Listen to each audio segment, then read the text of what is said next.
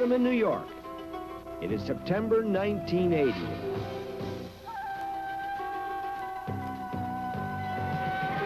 Curtain time at Flushing Meadow, where two men finally meet for the championship of the United States in tennis, better known as the U.S. Open. A Viking from Sweden has landed, intent on winning this championship. He is Bjorn Borg. He has won Wimbledon 5 straight times, but he has never conquered the United States. No, that territory belongs to a young man from only a few miles distant, John McEnroe Jr., the youngest United States champion in decades. These are the two best tennis players of their time, two of the greatest money-making machines ever in sport. For Borg and McEnroe, tennis is war. And let me tell you what it means to a supposedly civilized country called France. They're watching at 2 a.m. live. John McEnroe Jr. has made tennis bigger than ever. Like a select few in life, McEnroe conquers all.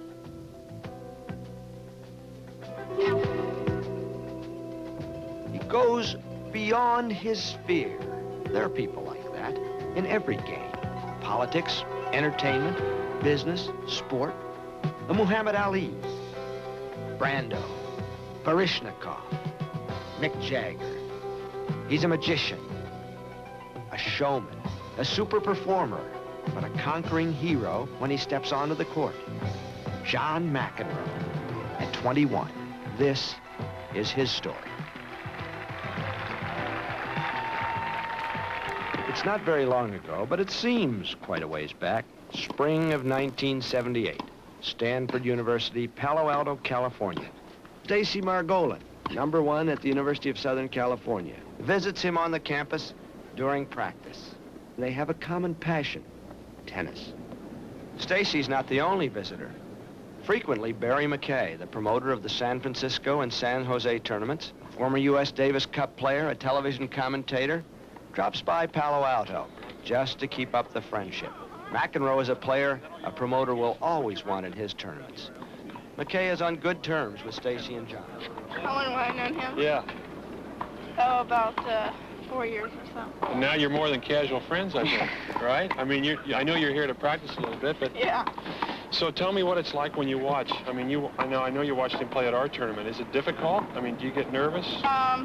I just don't like to see him get too upset with himself and the linesmen and stuff like that, because he plays better when he keeps his composure. And have you talked about that at all? Yeah, certain time. It just depends if he makes up his mind to, be a good boy or whatever. Right, really. Well, I heard that when he was in the juniors, when he was really little, his temper was really bad. Then it's gotten better. Stanford, a time of testing himself against his peers for John McEnroe. Dual matches against other colleges, such as this one with the University of California at Los Angeles. Tradition. At UCLA, the tennis tradition goes back a long way. Jimmy Connors, 1971. Arthur Ashe, 1965. Alan Fox, 1961. All national intercollegiate champions. Stanford, more of a latecomer, but Roscoe Tanner was developed there. The Mayer brothers, Sandy and Gene. Here is where the champions get their educations. Today we have the #1 and 2 teams in the country. The #1 team, defending national champions, Stanford.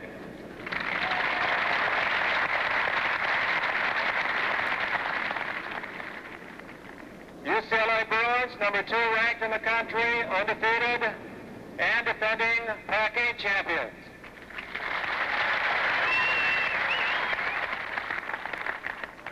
Now the singles matchups. #1 singles. From Stanford, #10th ranking player in the United States and a semifinalist at Wimbledon, a freshman from New York, John McEnroe.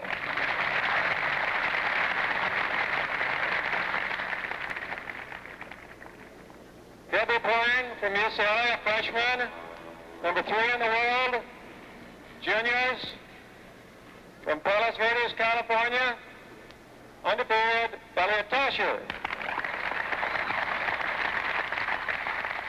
From across town, Thank you the very Southern much. California campus, comes Stacy Margolin with her mother, Anita Margolin. Los Angeles is the vineyard of tennis in the United States. It's produced more good players and more good tennis than any other area. When Stanford comes to Los Angeles to play UCLA, everybody interested in tennis turns out. It is a rivalry that goes back to junior days. Telcher against McEnroe, and it means a lot on this day in 1978. Just a college match, but you're putting in two guys who are world-class players.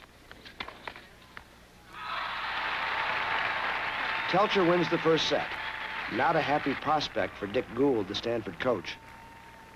Who's number one? The great question, of course, in sport. And this match will decide who's the number one player in intercollegiate tennis in the United States for the year 1978. Elliot Telcher or John McEnroe. The match will come down to 1 point, really. Telcher has won the first set, and now it's 5-3 in the second.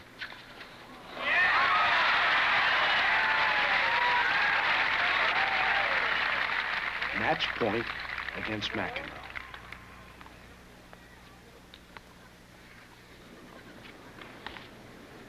This is the moment of truth. Sharing the match point tension, as well as Stacy and her mother, are their coaches, Dick Gould of Stanford and Glenn Bassett of UCLA.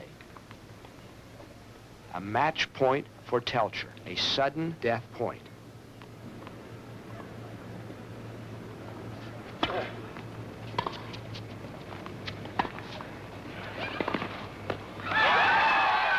What a backhand! McEnroe has saved the match! This will be another of John McEnroe's trademarks, saving match points, tap dancing through a minefield before going on to win. Who knows where he learned it, but he definitely worked at it. It was a major course, perhaps. He studied it in his college year. Only 1 year of college, but he comes out with a PhD in saving match points.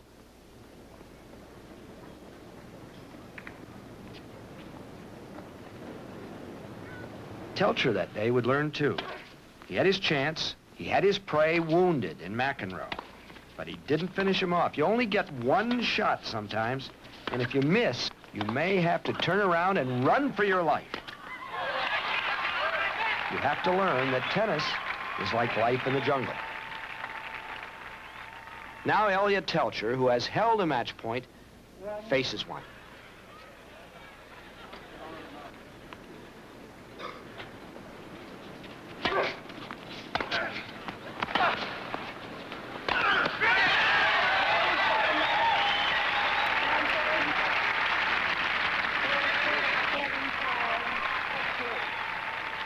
The regular college season is almost over, and yet the climax lies ahead, the National Intercollegiate Championships.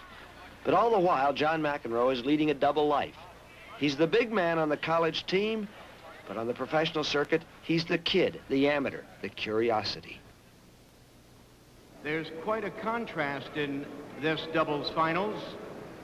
One team is playing together for the first time, and the other has played together, it seems, forever. To the umpire's right is a team that's not only unseeded, but this is the first tournament they've ever played together as a team. Individually, they're two of the best tennis players in the world. But as a doubles team, not having played together, they were a real question mark. Well, they were each looking for a partner. They decided to join forces, figuring they could at least give a few teams a little competition. And lo and behold, they surprised everybody but themselves in reaching the finals. Ladies and gentlemen, the nation's newest dynamic duo of tennis, Arthur Ashe and John McEnroe.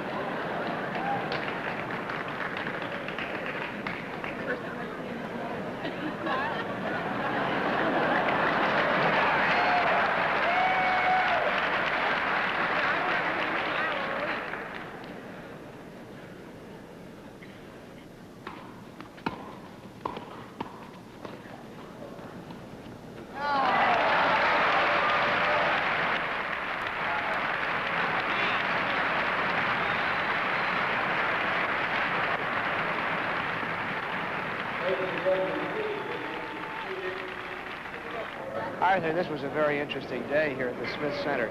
You're 34, McEnroe is 15 years younger, never played a tournament with him before, and you almost beat Smith and Lutz for the title. What do you think of this kid? I think he's probably more talented than he realizes, but I think also when he leaves Stanford intermittently to play tournaments with us, he comes to play in a level a bit higher than he's used to at school.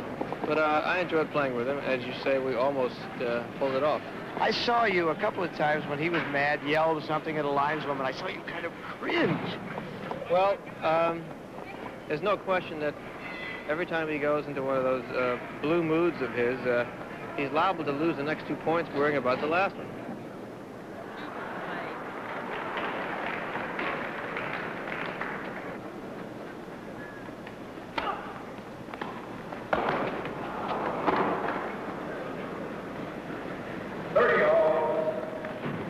And that's what really happened in doubles a couple of times, and I'm trying my best not to get in the way of a free expression of the anger, but I also think that in the long run, probably for his own good, somebody, possibly like myself, needs to just tell him that he's got to take the bad calls with the good calls. Do you feel a little fatherly out there with him? Yeah, a little bit. Yeah, a little paternalistic, I guess so, yeah.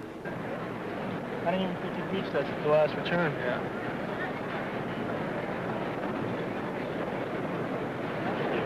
That last shot, that lob was a good play. I mean, just you got that shot, so try it if you like. Because once you make it, you're going to make him back up.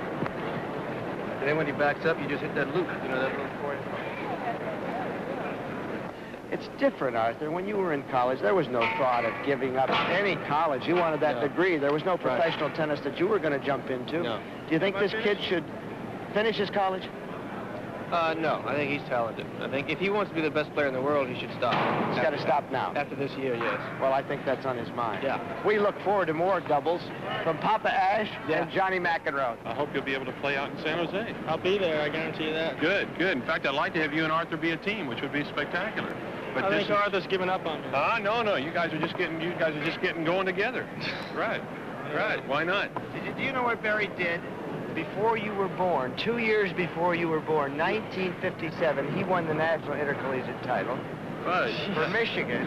He's old, eh? And when you were 6 years old, Arthur won the National Intercollegiate title for the University of California, Los Angeles. How old was I when you won it? You weren't around for much of this, John, but this was interesting, wasn't it, Barry, to see these two guys playing together? It was great. It was great. I think they're a good team. And they had a good shot at beating Smith and Lutz. They Two did. loved 40 games in the second set. If they could have put across 1 point either one of those I games. got one in. We got one. Well, that's the way it goes. Well, I can't completely say I hope he wins NCAA's, because he didn't go to UCLA. Well, he's going to Stanford. And you still carry that enmity, do you? Yes, I do. A UCLA man all the way. Don't like the Cardinals. What a lineup. McKay, McEnroe, Ash, two former champions, and one guy who just might make it. Might. Athens, Georgia, a college town.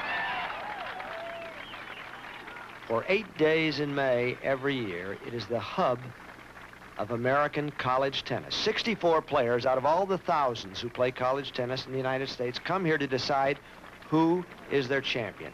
This is the National Collegiate Athletic Association Championship. Call it what you will, the NC2A, the NCAA. This is one of the oldest tennis tournaments in history. 1883 it began. For the first few years, they were all Eastern dudes who claimed this title: Yale, Harvard, Princeton, that sort of thing. Not anymore. The swing is to the west. California and Texas. Those are the teams. And this year, Stanford comes in as the favorite. Stanford, UCLA, Southern California, Pepperdine, Southern Methodist, and Trinity from Texas. Those are the names to look out for, the teams from the West. And the best in the West is supposed to be John McEnroe, Jr., a Stanford guy on his way to the pro. John McEnroe, oh yeah, people point to John McEnroe. There he is, Wimbledon semifinalist. Doesn't mean a thing. Makes these guys, his peers, want to beat him even more, want to have the scalp of the Wimbledon semifinalist. Right now, he's just one of us, they say. Wimbledon is a long way away, Johnny McEnroe. That's someplace in England where the grass is green. Right here, the concrete, and perhaps the competition is a lot harder.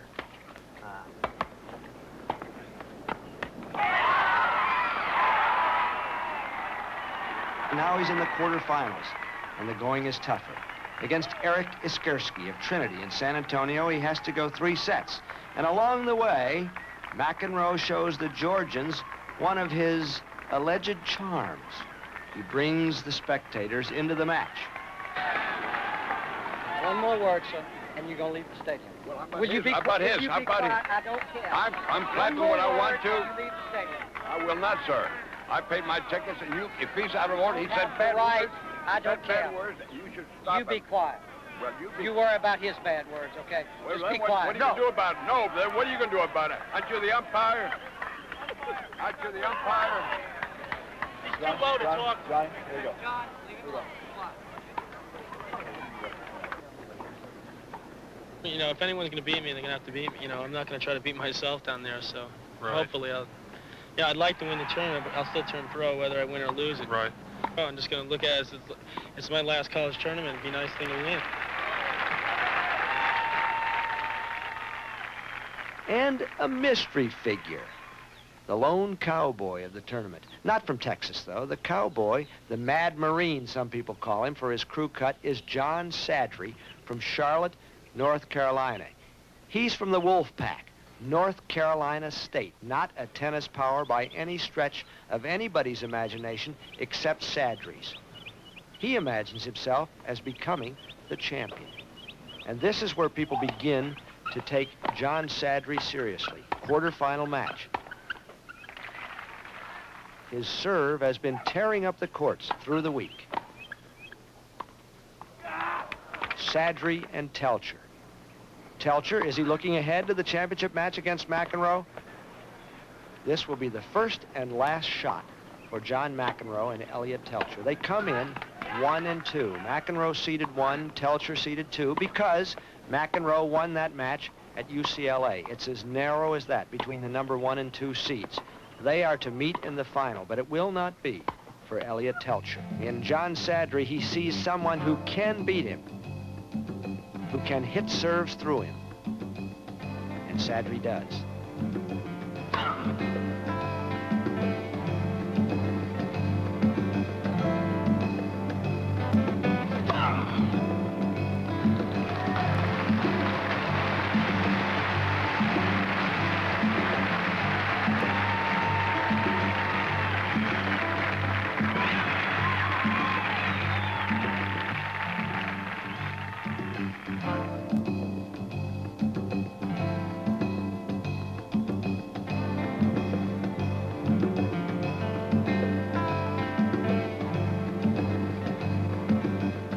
Telcher's college career is over. 1 year, a very good year, but no championship. A bright newcomer to college coaching, Alan Fox of Pepperdine, discusses the tournament with Dan McGill, the Georgia coach and the chairman of the tournament. Right. This is the 3rd time that the championship's been held here in Athens. How would you compare this year's championship as far as the amount of people, the excitement, and so forth to the first time or two? This is our greatest championship ever. Most all the coaches think it's the greatest ever. Of course, we thought it was the greatest championships we'd ever had here in 1972. It was the biggest crowd to ever see the championships, and it was a fantastic field. We didn't know it was a fantastic field until a few years later, when boys like Stockton, who won it, and Gottfried, who was runner-up, did so well in the pros. And in that field also was Sandy Mayer and Ramirez and Eddie Dibbs and Roscoe Tanner and the Gullickson twins and McNair. A lot of people think it was as good a field as it's ever been. But this year's even better. You know, this McEnroe thing has been kind of growing along as far as he's been getting into it with the crowd from time to time. Today they had a couple of real scenes where... John McEnroe is just one of those what do you think? Fiery competitors. He's a spitting image of Ty Cobb, a Georgia boy, you know. He was born just up the road from Athens, and John McEnroe, I think, is from the same mold, and I think maybe he may be misunderstood sometimes, but I think that he'll work all that out and just be a great all-around champion and go on to be one of the all-time greats. Do you think there are elements in the crowd that are actually trying to incite McEnroe to get themselves involved in the actual match? You see, what we have now, that what the general public is has seen now in tennis, you know. They have seen that tennis is one of the greatest competitive sports of all, and they didn't know that before. Until they had television, tennis is just as competitive as a boxing match or a basketball game and a baseball game. And the crowds that come out there to see baseball and basketball and boxing and football, they like to get involved. And they're getting involved in the tennis, and there's nothing we can do about it.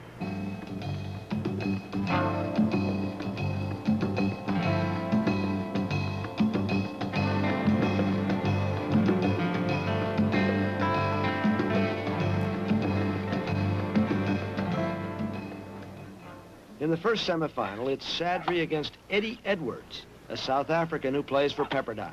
Although Edwards fights to the 3-set limit, he will be bludgeoned by the serve of Sadri.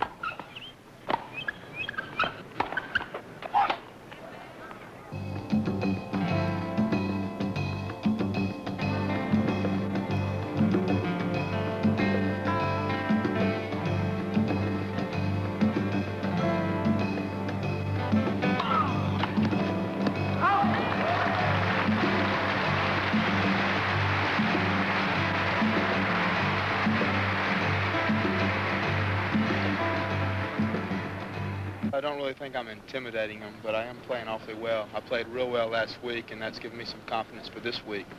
And I've been booming my serve in. Today I hit something like 16 aces. So I've just been serving real well, and that's helped me throughout the tournament. Yeah. I mean, every time, when you get, for instance, when you get an easy one at the net, and it was a shorter overhand, I mean, you hit it with awesome power. I mean, you crunch it. Yeah, I usually just hit those as hard as I can and take a little bit of anger out on the ball. In the second semifinal, John McEnroe against his teammate and doubles partner, Bill Mays. Friend or teammate, it doesn't matter to John McEnroe. He's going to fight for every point.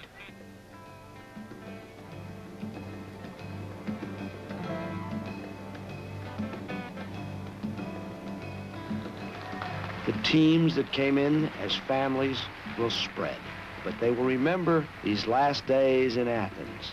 They were the 1978 National Intercollegiates. What is there to fear from the darkness that surrounds us?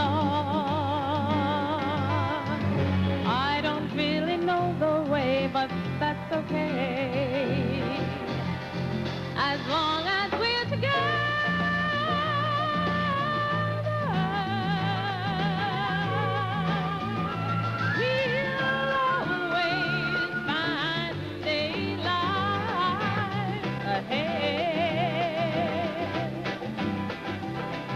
The family is strong. We've learned to help each other. I am not afraid to try most anything. As long as we're together.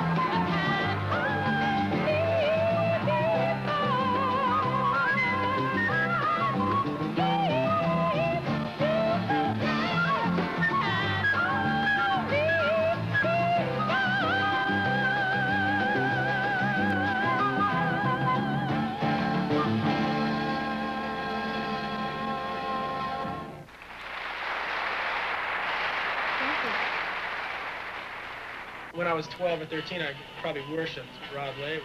How do you beat these guys, the guys of your age, and some of the really fine players? How do you do it? I don't know. I mean, I don't think I have any real weaknesses. You know, I don't really serve. You know, I'd like to improve my serve a little, and I certainly need work in my volley. And I've been brought up on clay, so you know, I feel comfortable in the backcourt. And you know, it's just a matter of playing the big points well, and you know, I just try to make them win the big points. And if they're not going to win it, then it gives me an opportunity to, you know, win some matches.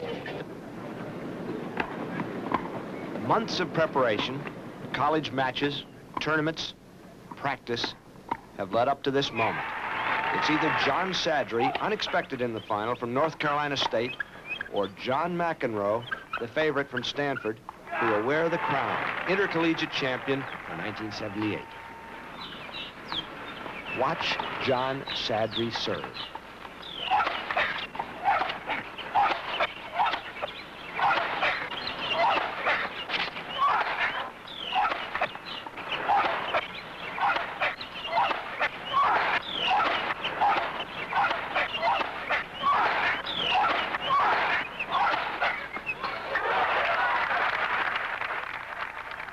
The ace, the most dramatic, the most destructive shot in tennis. 24 times Sadri does this. That's enough to win an entire set.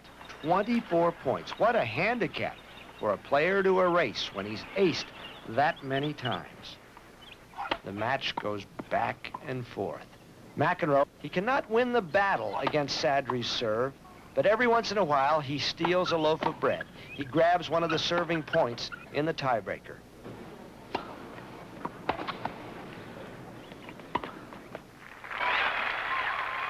The man who can play that tense passage, the tiebreaker, can win.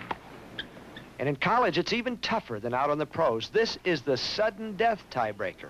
It's a sprint, the first one to 5. No lingering death. You don't have to be ahead by 2. At 4 points all, it's simultaneous set point, sometimes simultaneous match point. It is sudden death.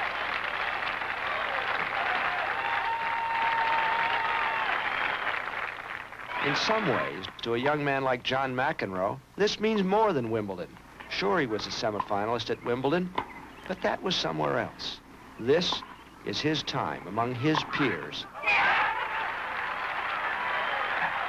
Winning this tournament puts your name in the book, in the Bible of tennis.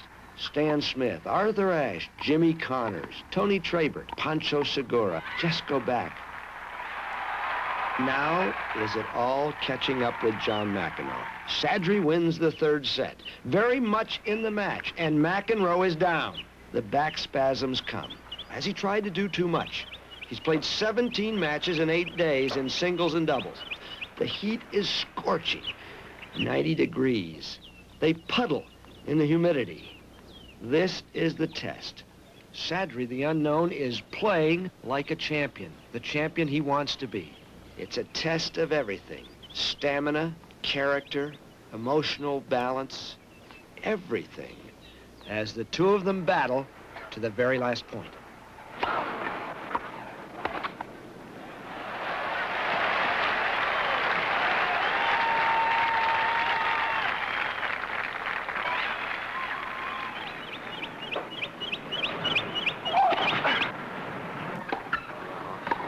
Great return by McEnroe. McEnroe hits a tremendous backhand passing shot. Sadri can't handle the speed, dumps the backhand in the net, and it's over.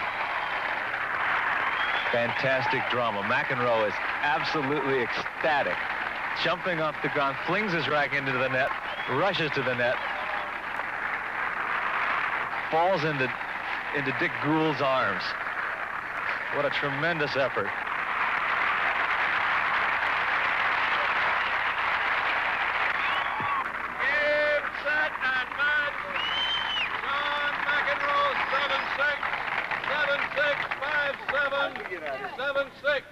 The new NCAA champion, John McEnroe of Stanford. John, thank you, all boys. Thank you, players, for an exceedingly well-played match. the winner of the greatest amateur tennis tournament in the world, as he was last summer, the youngest player ever to reach the semifinals at Wimbledon. He is the NCAA's youngest singles champion, a relentless competitor at his best when the chips are stacked their highest, John McEnroe of Stanford.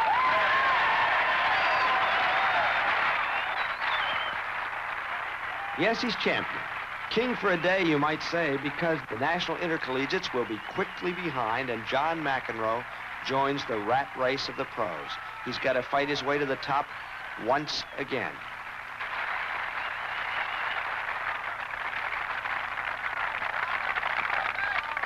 Mr. McEnroe, you played brilliant tennis in a great tournament against a very strong field, and you're a great champion. It gives me great pleasure to present to you one of the most treasured awards in university sports, the gold medal of the NCAA Tennis Championship. Congratulations.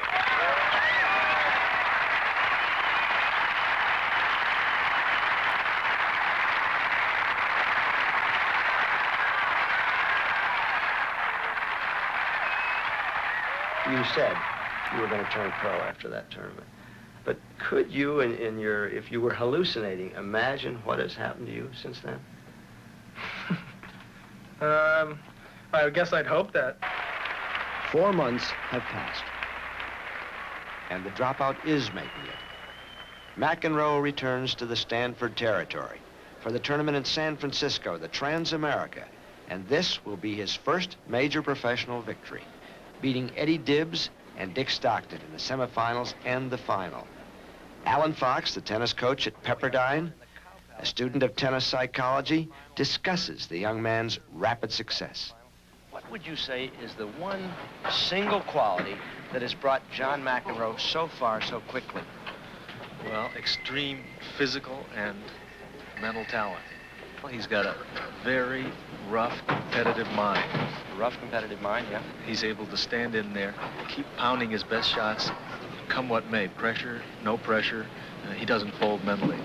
Is he going to go up, up, up, or is he, like a lot of the young players, going to be spoiled by the big money so fast?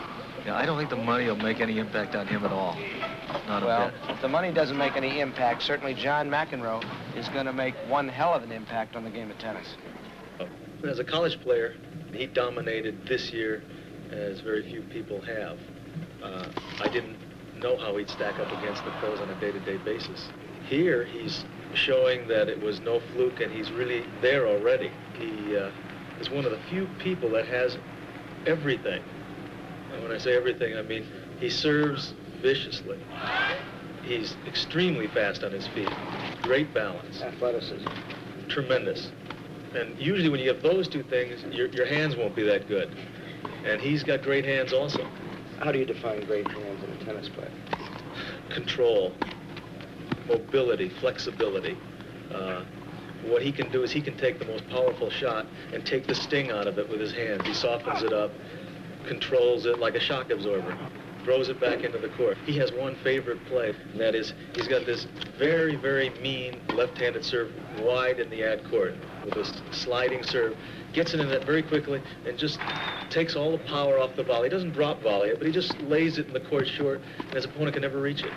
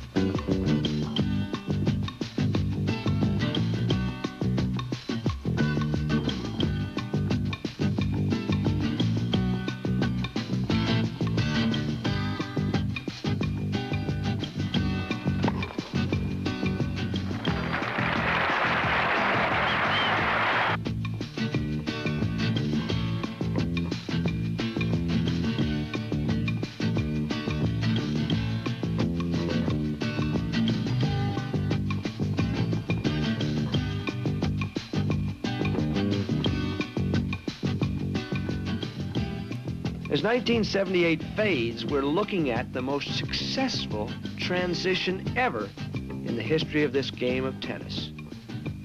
Moments ago, a college boy. Now the winner of a major professional title in San Francisco. A man on his way to millions. But is it just a flash?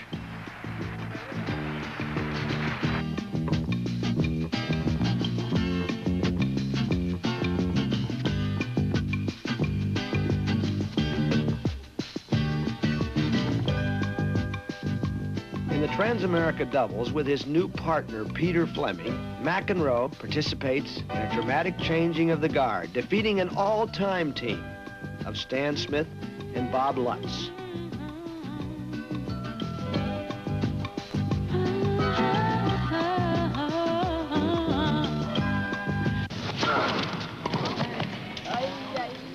Come on, Stan, don't blow it.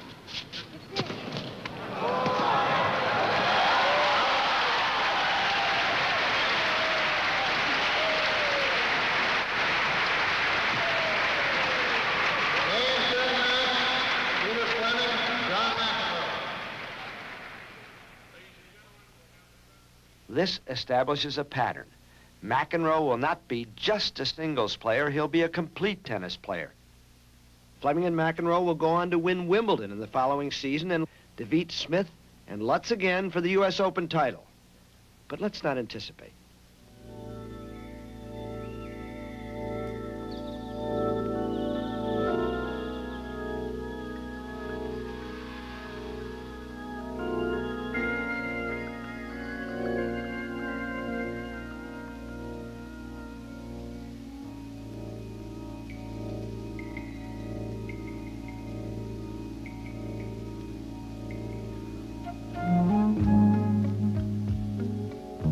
It is 1:15 in the morning as these kids mob John McEnroe. They've stayed up for something special. They can sense it. This is the apprenticeship of a star.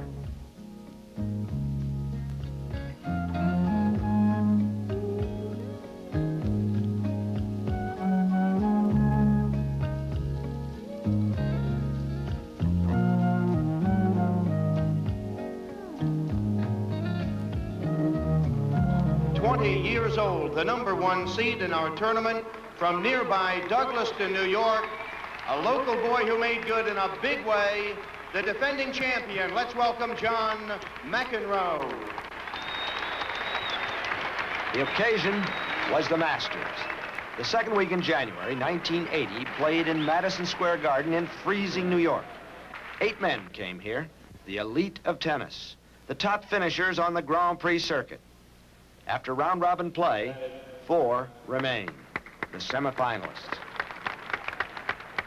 Connors, McEnroe, Borg, Gerolaitis, 4 players, but hundreds were involved in the system called the Grand Prix. More than 90 tournaments in the Grand Prix. It's taken a year to play it. This is the longest sporting season of all. Tennis is perhaps the most complex sport in its management, and so we've come up with a 13-month year. The Masters, deciding who is #1 for 1979, is not played until the 1980 Grand Prix has begun. In one of the semifinals, Vitas Gerolaitis against the 1977 champion, Jimmy Connors. For years, Vitas has been frustrated by Jimmy. 16 straight matches Connors has won since the only Gerolaitis victory. But today, it will be different. Gerolaitis is going to win and get to the final. But it's the other semifinal that's on everyone's mind. Borg against McEnroe. John McEnroe is seeded first. That's because he was #1 in the Grand Prix. He's #2 on the professional computer, behind Bjorn Borg. But in this tournament, he is seeded #1 and Borg #2. They are even in their matches for the year. When they collide, it means #1 for 1979. 2 artists on the court. McEnroe is the artist of the soft brush stroke. Strong impressions. McEnroe is a painter.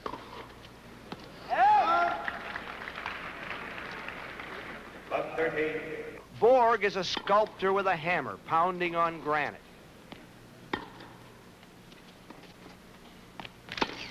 Yeah, I think it's important to tennis that there are different personalities. I think, you know, for example, if everyone was like Bjorn, tennis wouldn't be what it was like. And if everyone was like me, you know, maybe people, you know, a lot of people would be walking out sometimes. But I think it's important to have that mixture. I think when Bjorn and I play, for example, it's a good thing because you have him with just the way we play are different and the way we act on the court are different. The way we react to certain things are different. I think that's what makes a great match.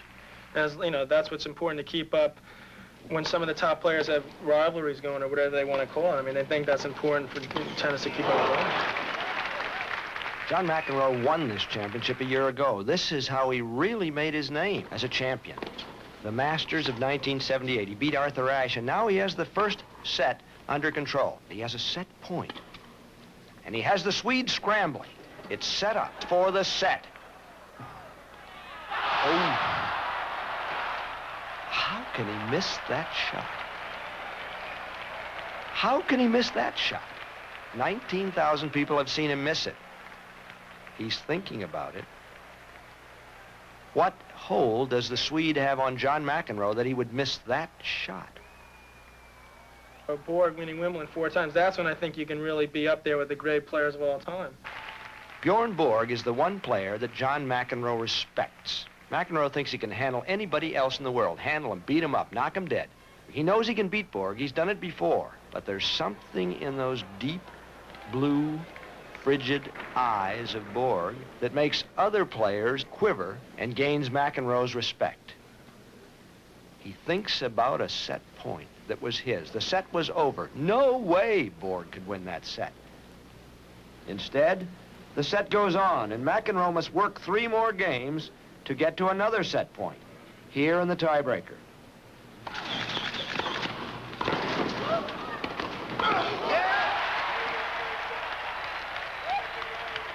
He does win the first set, but something was shaken in him when he missed that easy set point. Maybe only a bookkeeper or somebody at the Internal Revenue Service would be interested in the exact figures, but I think it's interesting to see what has happened to tennis and what has happened to John McEnroe. His first 6 months as a professional, in 1978, he made $445,000 in prize money. Who knows what he made in exhibition matches, endorsements, and for him it was only a half year. Now, in 1979, John McEnroe made over $1 million in prize money for just 1 season. So did Bjorn Borg. And at the end of 1979, John McEnroe's total prize money for just about 18 months as a professional was $1,450,000, and odd change that he probably left around the living room. In 17 years as a professional, Kenny Rosewall made just about the same figure. Well, you say, galloping inflation in action. Well, it's also galloping McEnroe.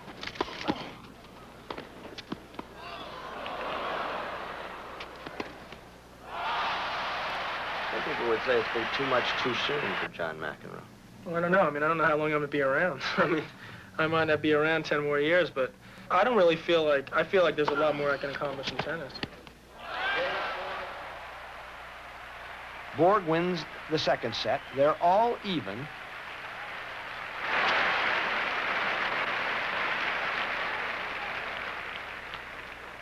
What a year 1979 was for John McEnroe. Bjorn Borg, all right, #1 in singles for the year, but here is something you cannot argue about. John McEnroe was the tennis player of the year. He played twice as many matches as anybody else. He won many more matches than anybody else. More than 200 matches he played, because he played both singles and doubles and won at both. He was the complete tennis player. He set a record that was only phenomenal in 1979. He won 27 total tournaments, 10 in singles, 17 in doubles with Peter Fleming mainly. The previous record for the open era, the big money era that began in 1968, was by Ilie Nastase, the Romanian. Nastase won 25 tournaments in 1973. McEnroe beat it. 27 tournament victories. There may be nothing like it again in tennis. Can a season like that ever happen again? I don't know, I probably won't ever play that many tournaments again. But forget dollars and previous deeds. Now in Madison Square Garden, an elemental struggle approaches its climax. Now Borg is coming alive. After losing the first set, he's hardened up. But in the third set, McEnroe serves first. He takes the lead. Borg catches up over and over again. Here, Borg, 5 games to 6, 30 all, and McEnroe needs only 2 points to master the sweep. 2 points.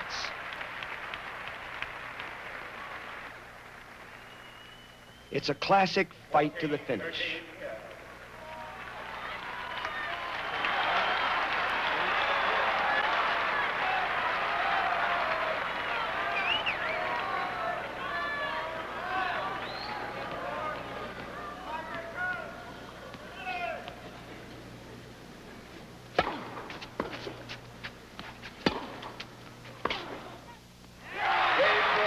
Those 2 points, but McEnroe doesn't get them, and so Borg catches up for a last time. 6 games all, and they enter the decisive tiebreaker. The whole season coming down to this: 1 tiebreaker.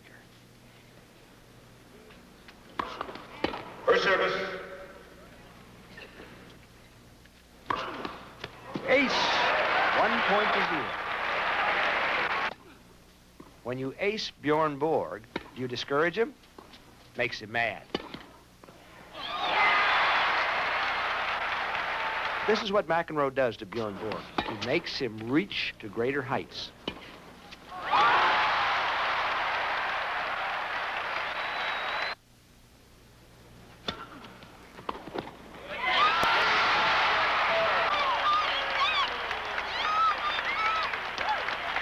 Happiness for Bjorn Borg is his first victory in New York after 8 years of trying.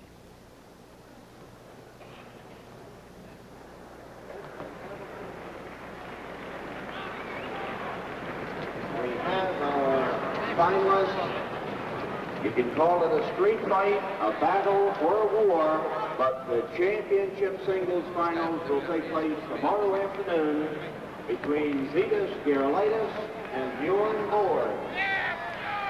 1979 will belong to Bjorn Borg, but he knows that he and John McEnroe will be meeting many times because this is the rivalry of the 1980s.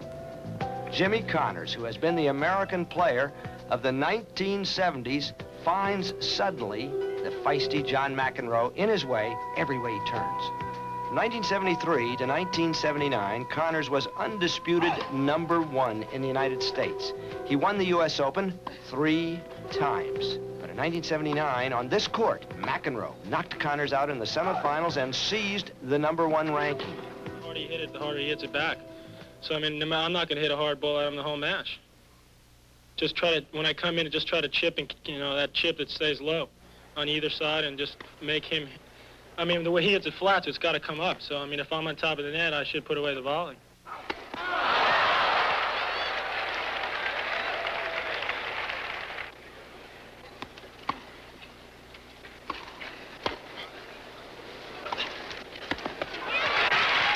And this semifinal is as momentous as any final ever played in America because it marks the end of the reign of Jimmy Connors.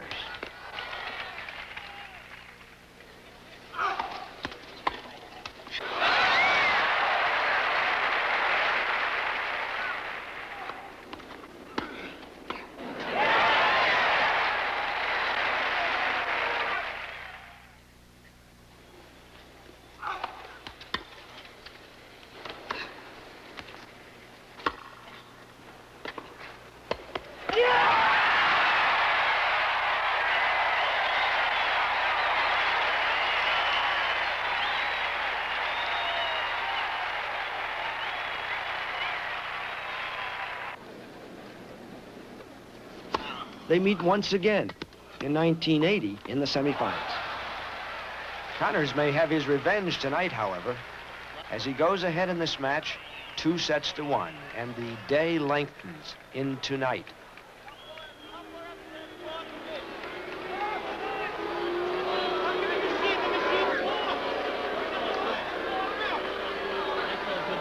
Tell me when you're going to get one right. Mr. McEnroe, please play. What do you want, Mr. Whatever your name is? Please play. Incompetent.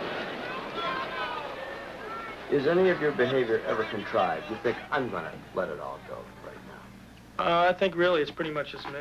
You know, it's just, I'm really competitive on the court, and I mean, at times you regret doing it because it's probably not necessary, and, but people don't realize that the pressure builds up, and all of a sudden you just got to let it out.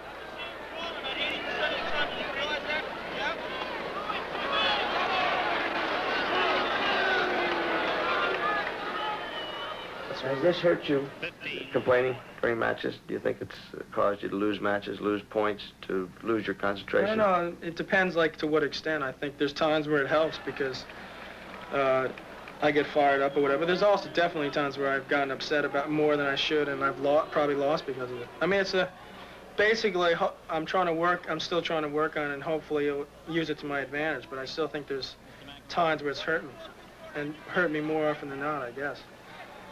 I think basically, when I question a call, I think I'm right. I don't question it just for the sake of questioning it.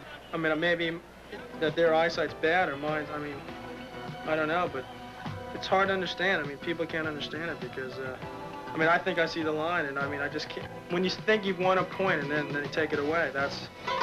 Because it's so painful for them to lose, champions always find a way to win. John McEnroe always finds a way to win. Vince Lombardi, the late coach of the Green Bay Packers, a master of motivation. This is what he said. Life's battles don't always go to the stronger or faster man, but sooner or later, the man who wins is the man who thinks he can. John McEnroe always thinks he can win. Vince Lombardi would have loved John McEnroe. Nice guys don't win in this game. Oh, there might be a few of them around, but basically, it's a sport for killers. This is kill or be killed for millions of dollars. Nobody buries you if you lose. They just forget you. And that's what the fear is. It's a competitive life where we all have to fight for whatever we get. Living space, jobs. And when we get them, somebody else wants them. And that's what's happening. That's what McEnroe is showing you out on a tennis court. I want it. I'm grabbing it. It's mine. Try and stop me. Is he a reflection of our times? Is he violence personified on the tennis court? Yes, McEnroe does disturb us. He's a genius who worries people because he's a reflection of the times we live in. Harsh, violent times. We can see in him what society has done to us. In life, as in tennis today, you're either a winner or a loser. We live in a reward system, and John McEnroe is a pure product of it. He is a winner.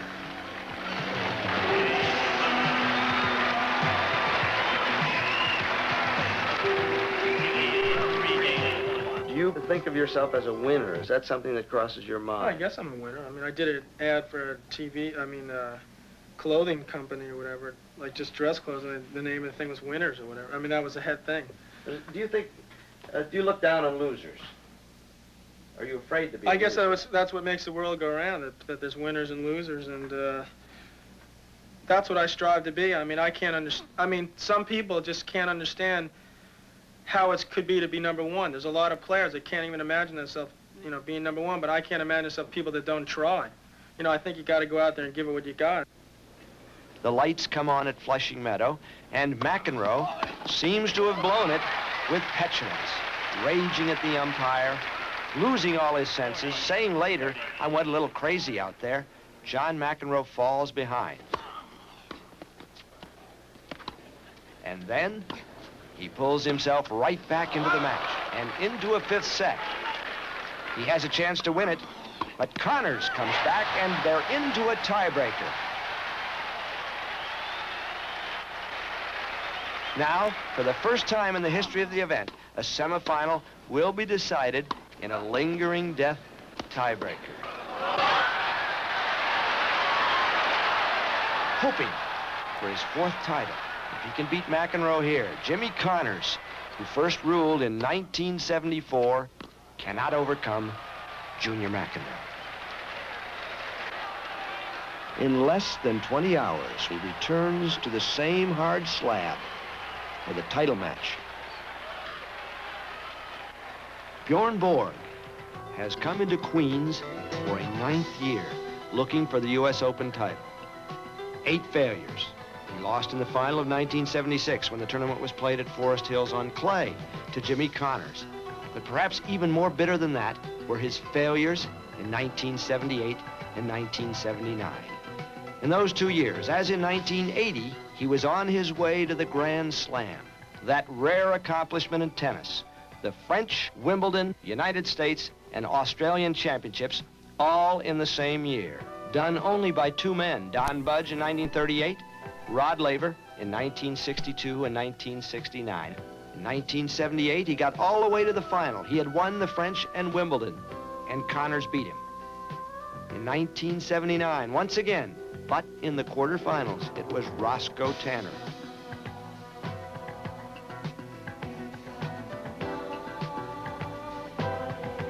Bjorn Borg is the favorite to win the tournament. But a man hitting thunderbolts, Roscoe Tanner, takes him out in 4 sets. Tanner hitting the serve so hard that on one point, he knocks down the net.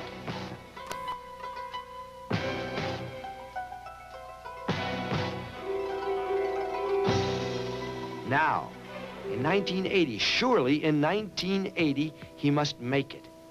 Many have conceded this championship to the Swede. They're getting ready for him in Australia. They're praying for him in Australia. Come down and make our tournament big. That will be the last leg. Already, newspapermen are changing their lives. Television networks are planning to go. Everybody wants to go to Melbourne for the Australian Open. But first, Borg must beat McEnroe.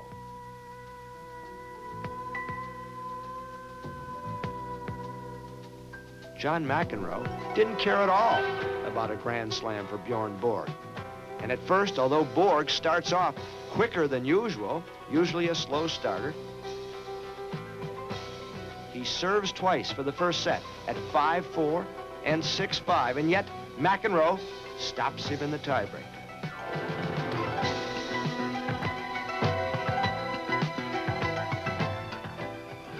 Bjorn Borg is stunned. He plays the second set in a daze. And there is McEnroe ahead 2-0. Is it total collapse? If you think so, you don't know Bjorn Borg. McEnroe is ready for the surge, and it comes. Borg winning the 3rd set. Borg winning the 4th set. He's already rebounded in the quarterfinals against Tanner from 2-1 down. In the semifinals against Johan Kriek from 2-0 down. And now he's in the 5th set, and Bjorn Borg does not lose 5-set matches. He hasn't lost one in years. He's won 13 straight.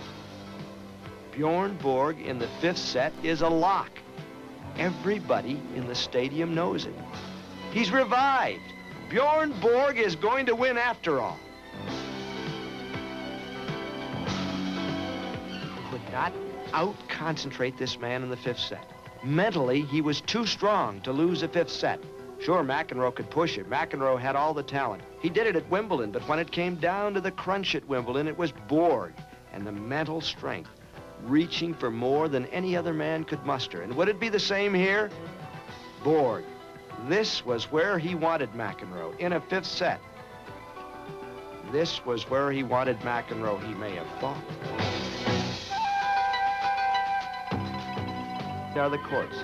Hard, unforgiving, fast. And those are words that characterize John McEnroe. This was his championship. He won it a year ago.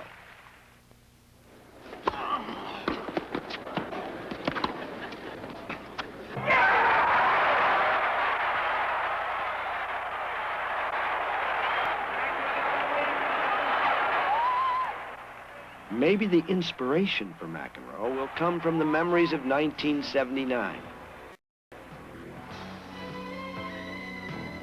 That wall of concentration that is Borg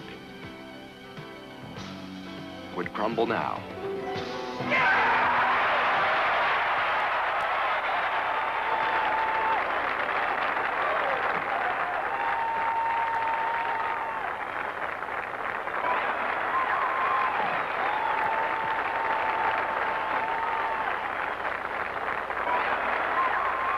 How do you want to be thought of when your career is over?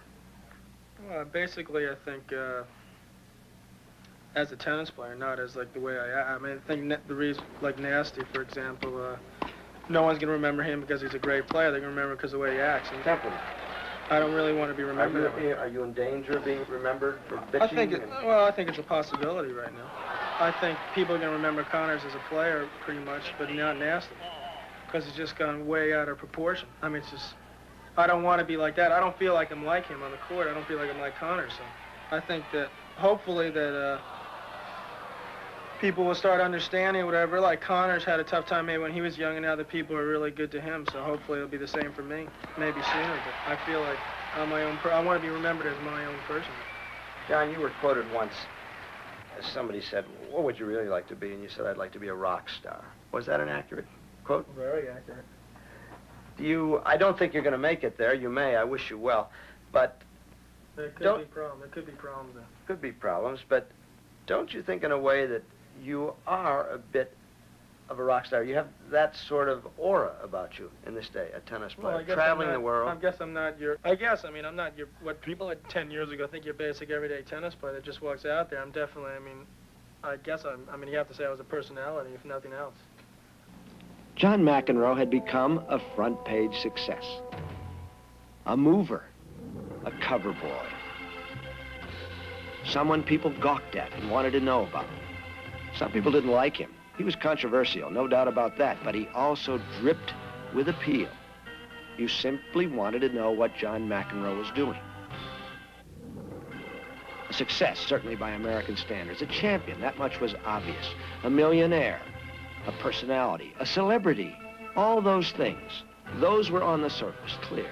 But beyond the general fanfare was an aspect of John's personality that did not really stick in the public eye, but its importance to him makes it important to us. The Davis Cup. This may be the part of his education that reveals the most about this young man. Let's retreat to December 1978, Rancho Mirage, California, when the United States faces Great Britain with the Davis Cup itself at stake.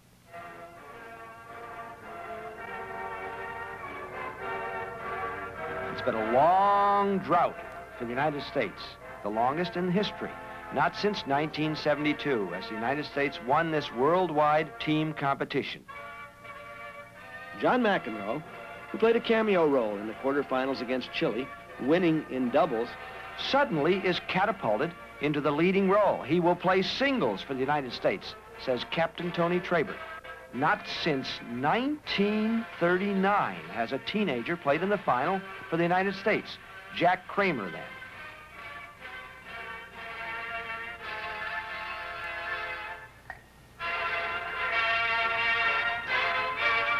Can you recall that feeling walking onto the court that day? Well, that was the first singles match I played, so I was a little nervous because I wanted, one thing I wanted to prove that I was capable of playing the singles, because there was a question at that time whether I should be playing the match. Now, representing the United States of America in the first singles match, Mr. John McEnroe. Davis Cup is quite apart from any other competition. Now, the umpire will say, advantage, United States, not advantage McEnroe.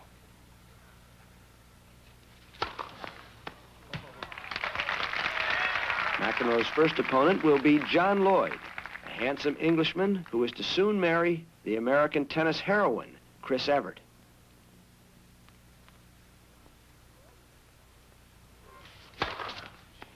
For openers, 2 aces. And then McEnroe merely gets better. He wins the first 12 points.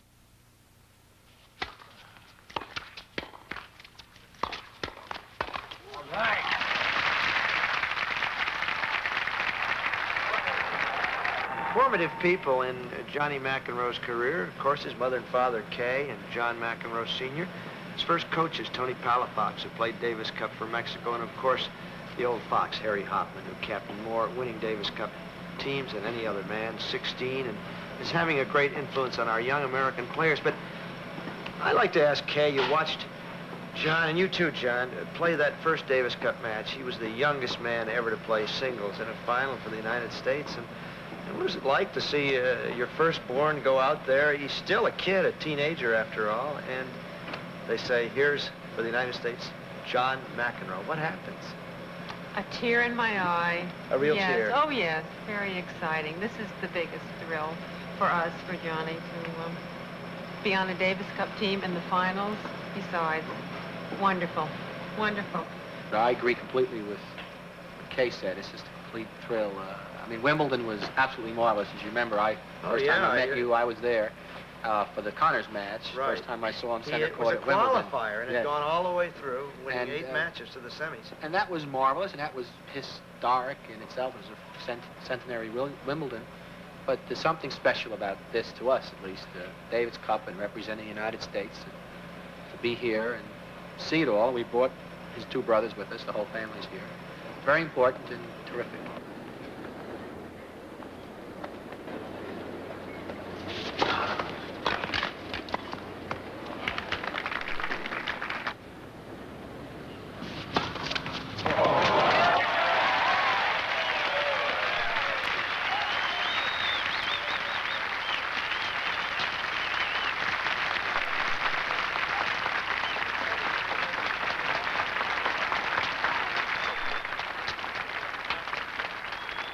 McEnroe beat Mr. Lloyd 6-1, 6-2, 6-2.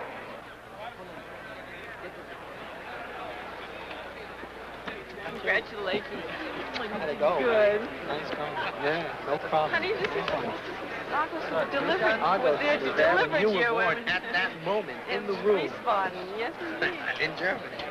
Nice going. Oh, boy. I hope the other one goes as well. Hope it's 3-0. Yes, That's right. That's right. What we're hoping. Enjoy the rest of the game. Well, that's right. Sunday. Well, what do we do? Like, will I move them to 2 out of 3? If the I gotta watch. Make an appearance, right? Stacy happened, didn't he? Thanks. How It's are you? going, huh? Yeah. Pretty happy. Hello, how are you? Thank you. So Nice to great. see that deserves a kiss. Like, Well, don't I my get a kind kiss? of match. Oh, no, I'm so happy. Oh, yeah. TV camera. You know, I can't. That's what Cicely Tyson had on. Only she had 4,000 of them. We're not in grammar school, are we? See, I already got 10 of them. Every single, it took 24 hours to do her hairdo. She's on a Today Show. It took me an hour to do it. You're handling his business affairs, I understand. Well, so far. Does it take up more time and energy than you figured? Well, I suppose perhaps more than I figured, but it still doesn't take up really a lot of my time.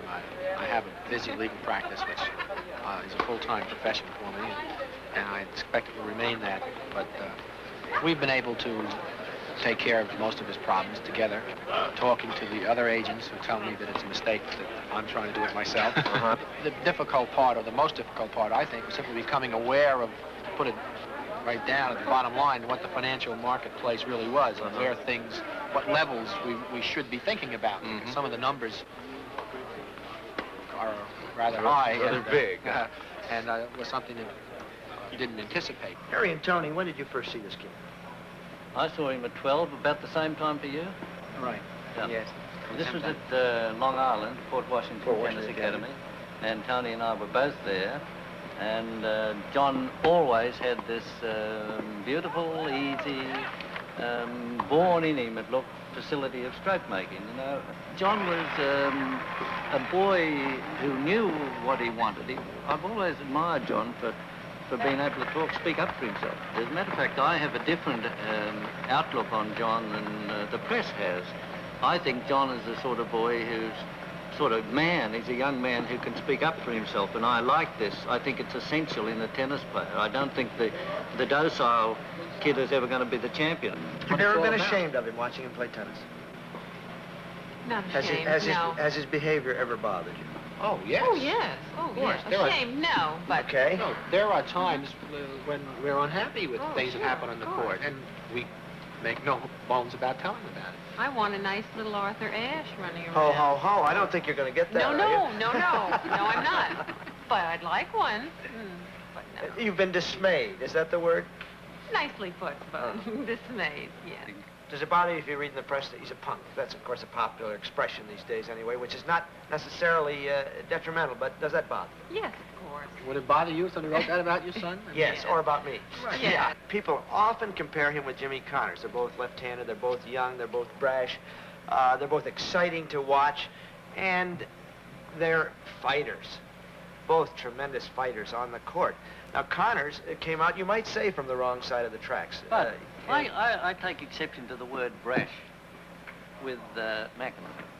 I think I know John well enough, and I'm sure Tony knows him well enough to feel that it is not brashness. That is the wrong word. You've got to realize that New York kids, for a start, are different to any other part of America.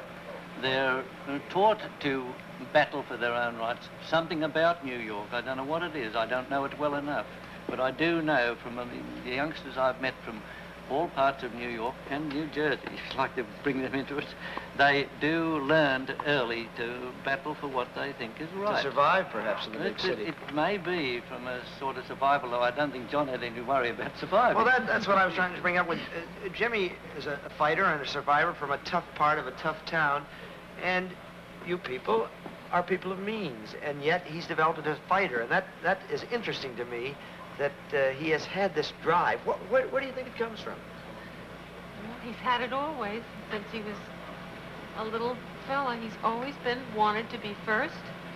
Didn't matter what it was. If he was on the basketball team, he wanted to be the coach. Talk about Johnny going straight to the top, Harry. For now, you go back further than any of us. Does this mean an all-time great, do you think? Yes, I do. I've just thinking of Labour and what Rod was doing at a similar age and what potential he had, what stroke making he had. I think of it in that term when I talk. I very, very seldom let my head go and talk of someone getting to the top without having a pretty good idea of it. I like to be right. Gangling Buster Mottram became Britain's hope by beating Brian Gottfried. With the United States ahead, 2 matches to 1, McEnroe can clinch it now by defeating Mottram.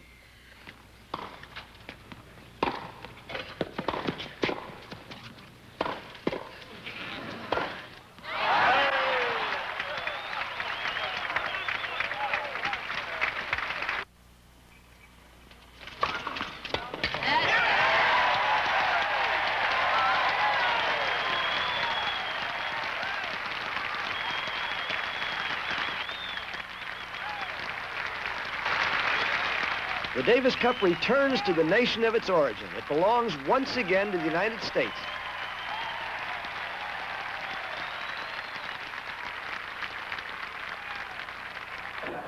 John, can you sort of describe what the victory means to you, being able to wrap it up for America? Well, it's nice to play for your country, regardless of how you do. It's nicer if you win. And you always want to play Davis Cup when you grow up, and it was nice. It was nice to play my first singles match in the Challenger. I mean, it doesn't happen every day. The call to Davis Cup duty will take John McEnroe around the world several times in the years to come. March 1980. This is Buenos Aires, Argentina. We're in the stadium of the Buenos Aires Lawn Tennis Club. It's a long, long way from home.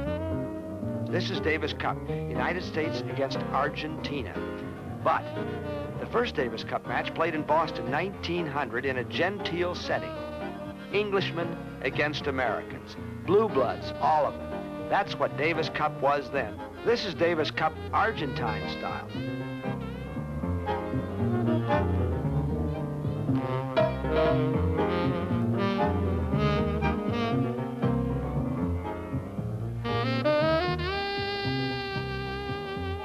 The United States has won the last 2 years, 1978 and 1979. But going to South America, for Americans, listen to this roll call of defeat. 1966, Brazil. 1967, Ecuador. Ecuador, the all-time loss for the United States. 1974, Colombia. 1975 and 1976, Mexico. 1977, Argentina. Jimmy Connors was so discouraged after losing in the 1976 match in Mexico City that he never returned. Davis Cup in Latin America. No picnic.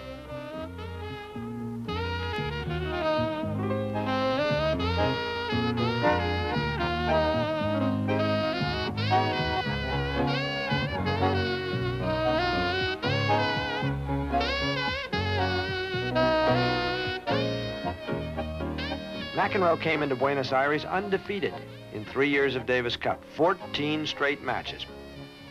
In his opening match, he meets Jose Luis Clerc in 6 hours. They played one set, the last set, 11-9. The fourth set took 3 hours and 9 minutes to play.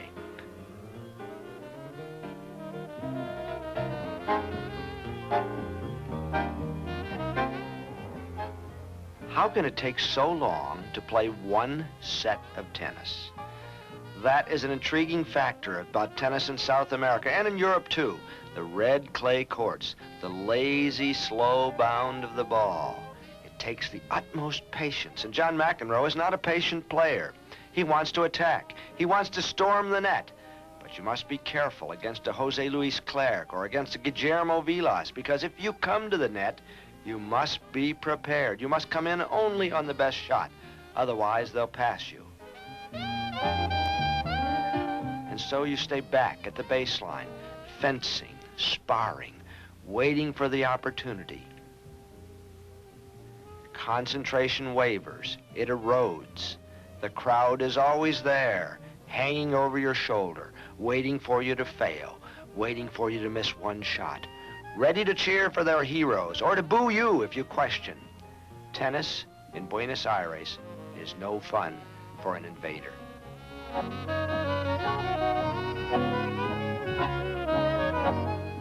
John McEnroe has never lost a Davis Cup match, but he will lose today. It could happen to anybody.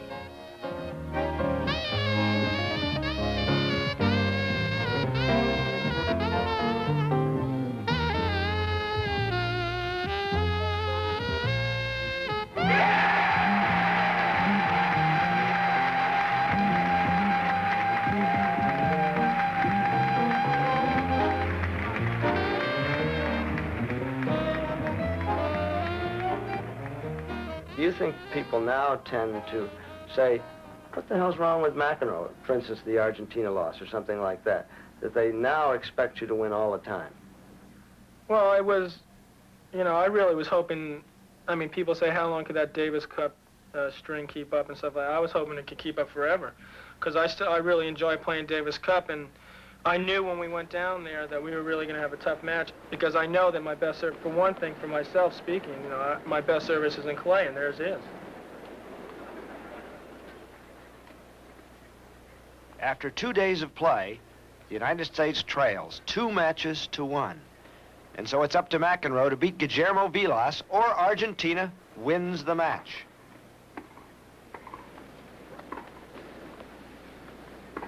Vilas has never lost a Davis Cup match on this court. Vilas against McEnroe. They played a year before in Memphis, Tennessee. McEnroe won easily, but that was Davis Cup in the United States. The crowd was about 7,000 people, and as you've said before, everybody's for their team and probably against you. What is the feeling like being out there on the court? There's just so much against you before you even go out on the court. Just people, they're just not non-stop, but a great deal of chanting going on.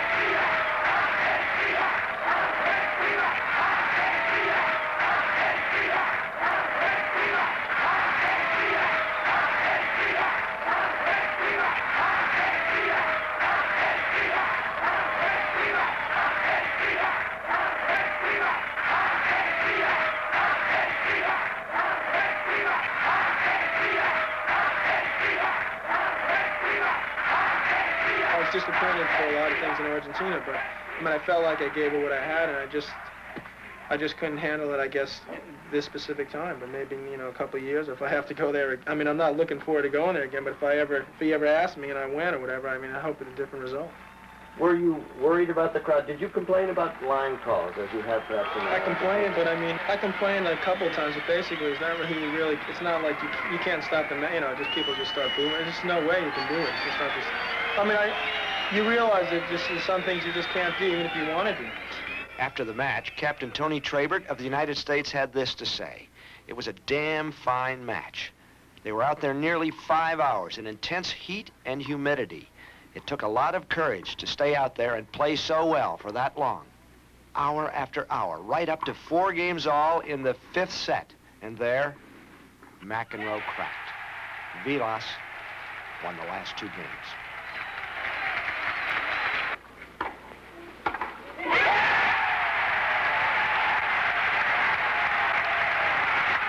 The way I look at it was a big thing for tennis in Argentina. I mean, the people really, they really gave me a hard time and stuff, but I think, that I didn't even get to shake Vilas's hand, after the match and stuff like that. But because of the crowd. Yeah, and I went in into his locker room after to shake his hand because I thought it was important just to get knowledge of, What a weekend for John McEnroe. On the court, more than 15 hours in singles and doubles in 3 days, losing twice, winning the doubles, trying every second of all those hours.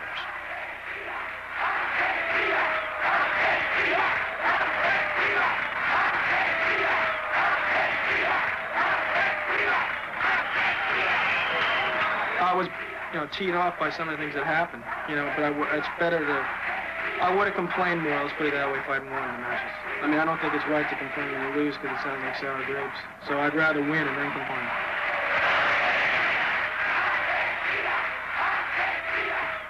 The Davis Cup thing is a great thing, and I still plan on playing the matches as long as they want me, but I guess you appreciate, sometimes when you lose some of those matches, you appreciate what you've done more.